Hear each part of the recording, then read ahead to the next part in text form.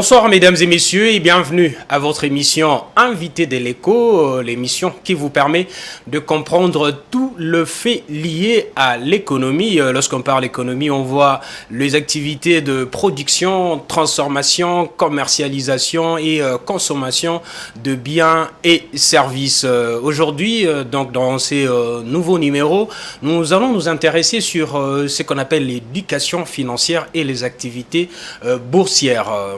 Comme on veut donc comprendre c'est quoi l'éducation financière, comment on peut intégrer cela dans l'esprit de Congolais et quelle est la situation actuelle des activités boursières en République démocratique du Congo. Est-ce qu'elle existe en RDC et que faut-il faire pour les développer dans notre pays? Pour répondre à toutes ces questions, j'ai le réel plaisir de recevoir un trader indépendant. Il s'agit bien de M. Tony Pene Oleka Liwanga, que je salue. Salut M. Tony.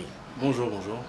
Et c'est un plaisir de vous recevoir sur ces plateaux. Vous portez une identité que peu de gens ignorent, trader indépendant. Avant d'entrer dans le vif du sujet, qu'est-ce qu'on peut bien entendre par trader? Un trader, c'est celui qui va simplement faire de la spéculation sur les marchés financiers. Donc il y a deux solutions en trading. Soit on va spéculer la baisse d'un actif, ou soit spéculer la hausse d'un actif. C'est un des deux. C'est pour ça qu'on dit en trading, soit on achète, soit on vend. C'est un des deux. Mais comme je venais de l'annoncer, on parle de l'éducation financière et on a toujours, il y a beaucoup de personnes qui considèrent que les Congolais n'ont pas l'éducation financière, ne sont pas éduqués sur le plan financier. Vous allez voir même dans les écoles, on parle moins de tout ce qui est trait à l'économie, donc l'épargne, les activités économiques, donc l'épargne et le finance également. Qu'est-ce qu'on peut bien entendre par ces concepts? Je pense simplement que beaucoup de Congolais en fait n'ont pas accès à l'éducation financière parce que simplement on ne leur a pas appris. Et notre pays a encore beaucoup de mal à bien concevoir ce que c'est en réalité l'éducation financière. Tout ceci se résume à, comme j'ai toujours, comprendre tous les aspects en fait de l'argent. On le voit dans notre pays à nous. La population a tendance à voir l'argent simplement comme étant un outil de dépense. Et d'ailleurs, on voit que notre société c'est une société de consommation, par incitation, je dis bien par incitation. Alors qu'en fait notre pays pourrait très bien être un pays de production. Et à partir du moment où nos jeunes parviennent à comprendre tous les aspects de l'argent, naturellement on pourra beaucoup mieux savoir comment créer aussi de l'argent. Oui, mais que dites-vous lorsqu'on considère qu'une conception plus large étant l'éducation financière à l'ensemble de consommateurs, de la population et non pas au sens de consommateurs et investisseurs et qu'elle inclut beaucoup plus une dimension culturelle? C'est comme je dis, le problème c'est l'accès à l'information. C'est que, ça renvoie encore à ce que j'ai dit, c'est que à partir du moment où on vit dans une société dans laquelle où on a normalisé le fait de mendier, naturellement tout ce qui va avoir à voir avec la production de l'argent, comment créer une certaine liberté financière, disparaît naturellement de la tête de nos enfants. Nos enfants trouvent tout à fait naturel dès le bas âge de demander de l'argent dans les rues, mais ils ne se demandent pas comment on produit l'argent. Donc ça prouve que justement que nos citoyens ne savent pas comment on fait de l'argent. Alors que faire l'argent, ça s'apprend, tout simplement. Alors, quelles sont les personnes ou les populations concernées par l'éducation financière? Les personnes concernées sont des enfants qui ont minimum 12 ans. Naturellement, ceux qui sont en dessous, on ne peut pas les prendre parce qu'ils sont censés être encore, on va dire, à l'école primaire. Mais à partir de 12 ans, comme on voit beaucoup d'enfants sont déjà en train de travailler dans les rues, donc on peut dire à partir de 12 ans, ils font partie du segment qui sont visés dans l'éducation financière. Dans 12 ans et plus. 12 ans et plus. Et comment gérer, anticiper les finances pour être capable de prendre des décisions éclairées en vue de réaliser de projets? Il faut, premièrement, comme je dis, c'est qu'à partir du moment où on a la connaissance sur ce que c'est l'éducation financière et qu'on connaît tous les aspects de l'argent, naturellement, on développe ce qu'on appelle une discipline face à l'argent. Une personne qui n'a pas vraiment la connaissance sur tous les aspects de l'argent, naturellement, va développer ce qu'on appelle une indiscipline face à l'argent. Naturellement, indiscipline, ça fait que tu ne pourras pas atteindre tes objectifs sur le court voire long terme pour décrocher une liberté financière. Mais comment avoir cette discipline? Qu'est-ce qu'il faut? Justement, c'est pour ça que je disais là tantôt qu'il faut sortir en fait de la case de se dire que l'argent est juste un outil de dépense. Des dépenses. L'argent, en fait, à la base, c'est un outil qui permet à emmener vers d'autres objectifs. Donc, c'est d'abord un investissement. Et le premier investissement que nous devons faire sur nous-mêmes, c'est quoi? C'est d'abord investir sur soi-même pour justement comprendre quels sont les outils qui permettent à ce que je puisse transformer $1 en $10 ou 10 francs congolais en 100 francs congolais. Donc ça, il faut une éducation financière. Évidemment. Mais pour les économistes, économiser et emprunter sont deux solutions quand il s'agit de faire une dépense. Et qu'on n'a pas assez, quand on n'a pas assez d'argent. Que pensez-vous de ces... Alors, économiser, en fait, bon, ça dépend. Quand on économise sur du très court terme, je dis bien très court terme, disons 2 ans maximum, c'est acceptable. Pourquoi je dis 2 ans c'est acceptable? Parce que quand on dépasse les 2 ans, nous savons tous que l'argent, la valeur de l'argent, on peut prendre l'euro, le dollar ou quoi, n'est jamais stable de manière indéterminée. Il suffit, étant donné que le franc congolais est corrélé avec le dollar américain, on va prendre l'exemple du dollar américain. Actuellement, les États-Unis ils sont dans ce qu'on appelle la phase d'inflation. Alors, pour lutter contre l'inflation, la Banque centrale américaine, M. Powell, va prendre des décisions en augmentant les taux d'intérêt. Ce qui fait que, naturellement, que le dollar américain va prendre de la valeur ou va s'apprécier tout simplement. Alors, si nous prenons par exemple le cas d'un jeune Congolais ou une Congolaise qui est ici au pays, qui économisait, on va dire, par mois $1. Si je ne me trompe pas, il y a plus ou moins presque 4 ans en arrière, $1 valait 1600 francs. Ouais. Mais actuellement, le dollar vaut combien? Il vaut 2700 francs. Ça veut dire que si cette personne économisait pendant 3 ans de suite, en fait, il faudrait qu'il rajoute plus ou moins $1100, enfin 1100 francs de plus pour avoir son fameux $1. Donc d'où on dit l'économie sur le court terme, ça va, mais sur le long terme, ce n'est plus valable parce que le dollar d'il y a 4 ans ne vaut plus le dollar d'aujourd'hui en fait. Donc ça peut changer. Ça peut changer. Tout dépend justement de la situation économique du pays en fait. Donc, étant donné que nos banques centrales ne prennent pas de décision pour lutter contre cette inflation, ce qui fait que le dollar américain prend de la valeur, mais que le franc congolais reste stagné, et c'est ce qui donne cet effet que nos frères n'arrêtent pas de dire que le coût de la vie devient de plus en plus cher en fait. Et c'est ça en fait, c'est ça le problème. Mais alors emprunter aussi, c'est aussi une solution pour bien faire aussi des dépenses? Oui, mais le problème c'est que nos citoyens ont un problème avec les banques, c'est qu'ils disent que les taux d'intérêt sont beaucoup trop élevés. Et en fait ça c'est un problème parce que premièrement nos citoyens n'ont pas encore une bonne approche par rapport aux banques. Dès qu'ils sont payés à la fin du mois, on peut faire un tour ici dans les boulevards du 30 juin, même dans tous les quartiers de Kinshasa. Vous allez voir que le 30 juin, 30 mai ou quoi, il y a des files interminables devant les banques. Les gens veulent retirer uniquement leur argent. Ben, c'est un problème. Ils ne veulent pas que l'argent reste dans le banque, mais aussitôt que l'argent est entré, l'argent sort. Et c'est un problème très sérieux. Parce que le problème, c'est que entre-temps, les caisses des banques restent vides, entre guillemets, mais ça ne permet pas aux banques de pouvoir établir un profil de client. Ouais. Donc, on va prendre la situation. C'est comme si, on va dire, vous êtes là, et un étranger rentre ici et vous demande de lui prêter $100. Ben, vous ne le connaissez pas. Ouais. Il n'y a pas de relation établie entre lui et vous. Vous allez peut-être prêter $100, mais avec des taux assez élevés. À partir du moment où cette personne respecte votre engagement, vous rend votre argent, prochainement, vous pouvez prêter peut-être un peu plus, mais diminuer peut-être des taux, parce qu'une certaine relation de confiance est créée entre lui et vous. C'est exactement comme ça que les banques marchent en fait. Mais les gens ont comme l'impression que nos banques ne fonctionnent pas de cette manière-là. Mais parce que les gens n'ont pas beaucoup de comptes bancaires. Les gens préfèrent circuler avec l'argent en cash. On le voit ici au Congo, les gens aiment beaucoup l'argent palpable en main. Mais quand tu leur parles des banques, comme je dis, c'est que pour eux, ils pensent qu'une banque, c'est juste un endroit où on dépose de l'argent et puis on le retire. C'est comme si on faisait de la thésaurisation, seulement on garde et puis et je viendrai prendre un peu. Oui. Exactement, dès que c'est payé, je retire mon argent. Mais du coup, il n'y a pas de profil bancaire, c'est qu'on ne sait pas qu'est-ce que tu fais avec ton argent. Et la banque ne parvient pas en fait à savoir comment tu gères même ton argent. Oui. Donc c'est par rapport à ça que les banques se disent, s'il n'y a pas de profil bancaire, cette personne n'a peut-être pas d'éducation financière tout simplement. Mais quel est l'avantage maintenant pour les clients de laisser son argent dans les banques? Premièrement, c'est qu'à partir du moment où son argent reste dans les banques et qu'il utilise son argent petit à petit, disons, on va dire qu'il a $1000 par mois, et puis chaque mois, on va dire, il paye par virement bancaire, je donne un exemple, peut-être $200 un loyer, puis facture électricité, c'est que la banque voit quelle est en fait la dynamique de ce compte. Donc du coup, la banque peut directement faire une simulation du niveau d'emprunt.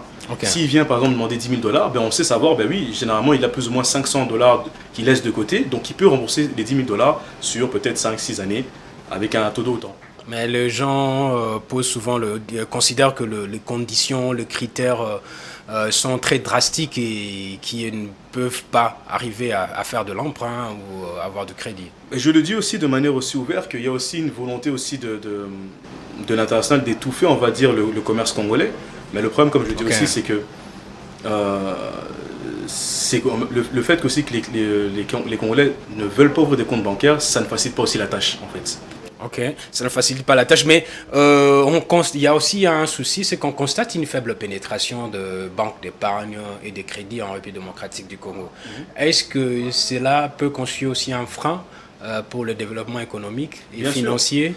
Bien sûr, mais comme on le dit, c'est que nous sommes dans un territoire dans lequel juste Kinshasa, on respecte tout notre pays, mais là on va parler de Kinshasa, est un pays habité de 20 millions de personnes. Ça veut dire qu'il y a minimum 20 millions de dollars qui circulent par jour sur Kinshasa. Vous vous rendez compte des montants desquels nous parlons? C'est énorme, juste par la population. Mais ces 20 millions ne sont Si on pas... considère qu'un Congolais vit avec $1. Avec $1. Donc il y a 20 millions qui circulent par jour. Mais ces 20 millions sont juste dans la rue. Et naturellement, on comprend beaucoup mieux pourquoi. Parce que beaucoup de personnes ne veulent pas qu'on retrace justement leurs activités financières. Donc ils préfèrent que ça circule de main en main. Donc on comprend qu'il y a beaucoup de blanchissement d'argent, c'est dans les rues. Alors que les banques sont censées justement faire ce qu'on appelle une traçabilité et vérifier que l'argent provient vraiment d'un commerce qui est tout à fait équitable. Mais qu'est faut-il, d'après vous, faire pour qu'il y ait une forte pénétration de banques d'épargne et de crédit? Ben, il faut, comme je dis, c'est que dès les écoles, c'est qu'il faut enseigner à nos enfants quelle est réellement l'utilité d'une banque. Au-delà de simplement déposer de l'argent dans une banque, la banque a plusieurs aspects. Aujourd'hui, dans le monde entier, les banques sont ce qu'on appelle des banques d'investissement, dans lesquelles les gens déposent des millions pour investir en bourse, dans les actions. Mais nous, ici, on n'a même pas accès à ce genre d'informations. C'est que les gens ne savent même pas qu'est-ce que c'est même une action. D'où là, on en parlait même en privé, on disait, mais vous vous rendez compte qu'aujourd'hui, nous avons des matières premières telles que le coltan, qui fait la joie du monde avec les iPhones, mais pourtant il n'est pas coté en bourse. Alors que le Congo devrait logiquement avoir une société officielle qui cote justement le coltan en bourse, étant donné que c'est une matière qui est très rare, enfin très recherchée pour créer nos smartphones. Mais ça, c'est vraiment encore très difficile. Mais lorsque les gens sont découragés par les conditions, est-ce qu'il ne faut pas penser à le rendre plus souple pour attirer encore plus de clients? C'est aussi une solution. Il faut d'une manière ou d'une autre réussir à attirer les clients. Il faut que, on va dire, la classe moyenne puisse commencer à avoir de plus en plus confiance. En fait, comme je dis, c'est l'approche par rapport vraiment à l'argent et les banques qui n'est pas la bonne. C'est qu'ici, on a vraiment l'habitude de tout avoir en cash. Je vous dis, en Europe, on voit rarement l'argent dans les rues. L'argent, les gens ont plus peut-être maximum 20 € dans leurs mains et tout le reste, ils font des paiements par carte, des virements, des transferts instantanés par virement bancaire, on va dire. Mais ici, la mentalité, c'est vraiment les gens veulent être payés en cash. Mais vous ne pensez pas que si en Europe ça marche, c'est plus qu'il y a eu c'est plus qu'il y a un pouvoir qui met en place des mesures interdisant, par exemple, l'utilisation de monnaies fiduciaires, au-delà, par exemple, de 20 €. Mais si on le faisait, par exemple, en République démocratique du Congo, ne pensez-vous pas que cela pourrait marcher? Non, on migre vers la monnaie numérique. Bien sûr, mais comme lui, moi, je suis convaincu que ça pourrait très bien marcher, mais simplement, c'est que ça compromet les intérêts de certaines personnes qui ne veulent pas marcher selon les lois du pays. Ce pays est un pays de droit, ça... même si nous connaissons l'état de notre pays a des lois. Mais simplement qu'il y a des personnes qui veulent passer au-dessus des lois et donc du coup, naturellement, préfèrent continuer à marcher, on va dire, dans le marché non déclaré, pour ne pas dire au noir, parce que je n'aime pas trop dire le terme marché au noir, étant donné que c'est très péjoratif et c'est racisme d'ailleurs contre notre couleur à nous-mêmes. Oui, oui. Mais voilà, il y a des personnes qui préfèrent passer par des marchés non déclarés pour justement continuer à vivre de manière illégale sur ce territoire. Mais là, la Banque centrale peut s'imposer aussi. Il faut peut-être prendre de mesures, qu'elles soient draconiennes, mais pour... Bien sûr, mais la Banque centrale, le problème, depuis 2007 précisément, on voit qu'il y a une inactivité. On peut clairement le voir. Il y a encore en 2007, lorsque Kabila le fils prenait le pouvoir, $1 valait plus ou moins 300, on va dire 50 francs. Ouais. Aujourd'hui, $1 vaut 2700 francs. Donc ça veut dire que depuis lors, il y a une dépréciation de la monnaie congolaise. Ça veut dire qu'en fait, ce qui s'est passé, c'est que les banques centrales, c'est la preuve incontestée, ne prennent aucune mesure pour lutter justement contre la dépréciation de la monnaie congolaise. Et en quoi on peut s'attendre comme conséquence s'il n'y a pas de mesures pour juguler cette inflation? Mais le problème, c'est que la conséquence, elle est claire. C'est qu'on voit tous nos citoyens ici se plaignent du prix de l'eau. Je me rappelle, il y a une époque, l'eau coûtait 300 francs. Aujourd'hui, l'eau coûte 600 francs. Donc, on a doublé en quelques années. Donc, c'est ça la conséquence, c'est que la population en souffre directement. Ça veut dire que la population a de moins en moins le pouvoir d'achat fait que diminuer. Mais comme annoncé au début de cette émission, donc, il s'agit aussi d'une question très préoccupante, c'est les activités boursières. En Afrique, quelques pays africains, on observe les développements des activités boursières. C'est comme en Afrique australe, on a par exemple 669 sociétés qui sont cotées en bourse en Afrique du Sud, ce qui n'est pas le cas en République démocratique du Congo. Qu'est-ce que le pays perd en n'ayant pas développé ces activités? Mais c'est un manque à gagner énorme. Énorme, parce que vous savez, quand une société, on va dire, telle que Apple est cotée en bourse, vous savez combien de millions, voire de milliards de personnes mettent des sommes astronomiques là-dedans pour le développement d'Apple. Mais ça va au bénéfice de qui en réalité? Mais du pays. Du pays même, c'est-à-dire les États-Unis. Quand on a tendance à dire aux États-Unis que lorsque on appelle ça le S&P 500, donc les 500 plus grosses entreprises américaines, lorsque tout se passe bien pour eux économiquement parlant, ça veut dire que la santé économique du territoire américain se porte bien. Ouais. Donc on peut calquer en fait la santé économique par rapport aux entreprises du territoire. Mais nous, on n'en a pas qui est coté en bourse. Donc ça explique même la situation dans laquelle nous sommes réellement. Alors, qu'il faut-il faire? Il faut mettre en place des activités boursières? Bien sûr, bien sûr. Il est temps que notre pays passe un cap. Et par où ça doit commencer? Ça commence par premièrement, le gouvernement doit prendre certaines mesures radicales par rapport même à tout ce qui est les sociétés, etc., etc. C'est-à-dire les sociétés doivent pouvoir déclarer aussi leurs revenus. À partir du moment où les sociétés déclarent leurs revenus, on peut clairement savoir, ok, cette société vaut autant. Et puis on peut voir sur plusieurs années si elle monte ou pas. C'est comme ça qu'on rentre en fait en bourse tout simplement. C'est pas si compliqué pour ça de rentrer en bourse. Et les banques centrales peuvent très bien aussi nous aider justement à rentrer dans ce processus-là. Quels sont le type de sociétés qui peuvent entrer en bourse? C'est les sociétés qui évoluent dans n'importe quel secteur, ou bien on peut dire ce sont les sociétés qui œuvrent dans le secteur minier, ou dans... Ici même au Congo? Oui, ici même au Congo. Je vais par exemple donner un exemple très concret. Nous avons un frère congolais ici qui a créé le téléphone, le Okapi. Okay. Le Okapi est un smartphone congolais, made 100% Congo. Si chaque Congolais avait le patriotisme en lui et achetait son téléphone et non vouloir acheter le téléphone du colon, parce que quand on achète le téléphone du colon, l'iPhone, sachez qu'à ce moment-là, en fait, on est en train d'enrichir les autres. Du coup, l'iPhone prend de la valeur dans la bourse, mais pas l'Okapi. Pourtant, l'Okapi a les mêmes fonctionnalités que l'iPhone. Donc, l'Okapi pourrait très bien monter en bourse à partir du moment où chaque Congolais prendrait la décision, par patriotisme justement, d'acheter l'Okapi. Mais je pense que je pouvais poser cette question bien avant. C'est quoi une activité boursière pour permettre à nos téléspectateurs de bien comprendre aussi, puisque c'est ignoré par un bon nombre de Congolais? La bourse, c'est assez vaste. On entend aujourd'hui tout ce qui est les equities, donc les actions. On entend tout ce qui est par exemple l'échange des devises monétaires, ce qu'on appellerait le forex. On entend aussi tout ce qui est les matières premières telles que l'or et tout. C'est que on va par exemple prendre le euro-dollar, parce que c'est la monnaie, c'est l'actif la plus tradé dans le marché financier. C'est que le euro-dollar, à l'heure à laquelle nous parlons, aujourd'hui je pense que nous sommes le 24, si je ne me trompe pas. Oui. Le 24 mai 2024. Actuellement, l'euro vaut 1,08$, quelque chose comme ça. Okay.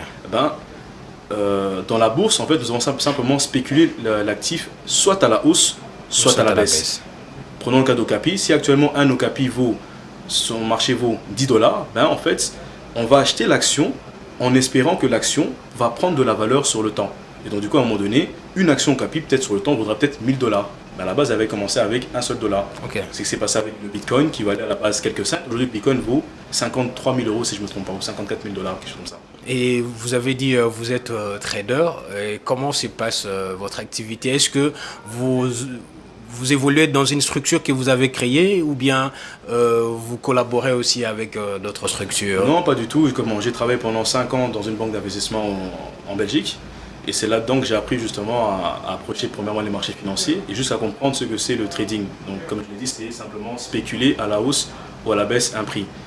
Et non, je suis totalement trader indépendant, donc je trade pour moi-même à la maison.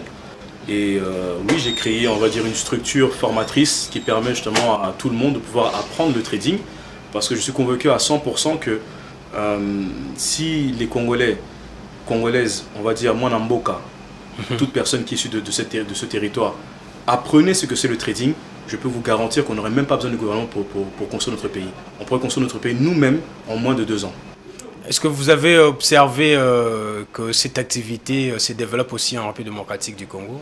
Justement, c'est qu'il y a une ignorance totale sur ce que c'est le trading. Parce que en fait, souvent on a vendu le trading comme étant une activité qu'il faut faire des hautes études universitaires en économie, alors c'est archi faux. Ok. Le trading, simplement, c'est l'observation des marchés financiers. Il y a des règles en trading qu'il faut simplement connaître. Mais il n'y a pas un prérequis, il faut quand même un bagage, un soubassement, Pas du tout. un soubassement d'études économiques, par Pas exemple. du tout. Pas du tout. Tout cela, Je c'est- suis journaliste, donc je peux Bien aussi... sûr, dans l'un de mes élèves, mon élève d'ailleurs avec qui je parle très régulièrement, c'était un plombier. Il n'avait rien à voir dans tout cela, mais il voulait simplement développer plus d'argent. Et du coup, il est venu me demander de savoir comment on apprend le trading. Et je peux vous garantir qu'actuellement, le trading, c'est aussi son métier de tous les jours. Et vous rêvez un jour aussi voir s'installer, se mettre en place à ce type d'activité dans le pays? Bien sûr, j'espère vraiment qu'un jour que nos frères congolais vont pouvoir développer cette connaissance. Quand on voit aujourd'hui des pays tels que Dubaï, Dubaï aujourd'hui, ben, on est en train de les jalouser, alors que je tiens quand même à préciser que Dubaï, en 60, il n'y avait que du sable. Tandis que le Kinshasa, il y avait déjà des bâtiments. On avait déjà le 30 juin qui était à la Kinshasa. Mais qu'est-ce qui a fait que Dubaï a explosé très rapidement et que nous, on est resté à l'arrêt? C'est parce que, premièrement, ils ont leurs activités telles que le pétrole, mais ils ont eu beaucoup d'investisseurs, notamment des traders, qui ont quitté justement des pays qu'on appelle des enfers fiscaux pour aller vers des paradis fiscaux tels que Dubaï. Donc ces gens gagnent, on va dire, des millions dans les marchés financiers, dans tout ce qui est trading.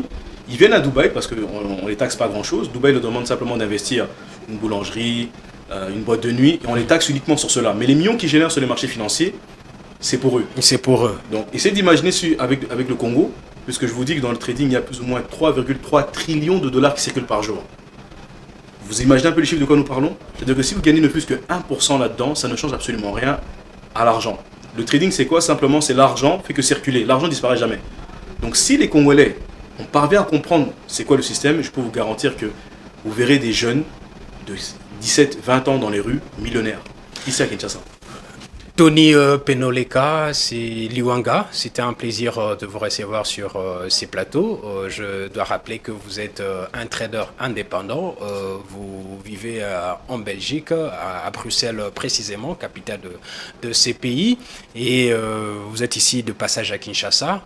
Et nous avons bien voulu vous recevoir pour parler de ces questions donc liées à l'éducation financière et aux activités boursières. Je pense que ça fait un plaisir aussi à nos téléspectateurs. Je pense que c'est pas la dernière fois. Nous reviendrons sur ces sujets avec d'autres détails. Et merci à l'équipe technique qui nous a accompagnés et aussi à vos fidèles téléspectateurs. On se revoit très prochainement.